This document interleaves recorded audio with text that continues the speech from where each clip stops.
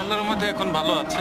Batting এর সময় চোখে বল লাগছিল, তো এখানে একটা প্লেট আছে, যে জন্য ব্রেন এমআরআই করতে পারি।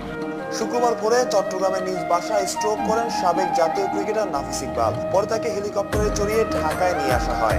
রাজধানীর একটি হসপিটালে নিবিড় পর্যবেক্ষণে আছেন নাফিস। সেখানেই তাকে দেখতে গিয়েছিলেন মাশরাফি বিন মুর্তজা, ছিলেন মাহমুদুল্লাহ রিয়াদু।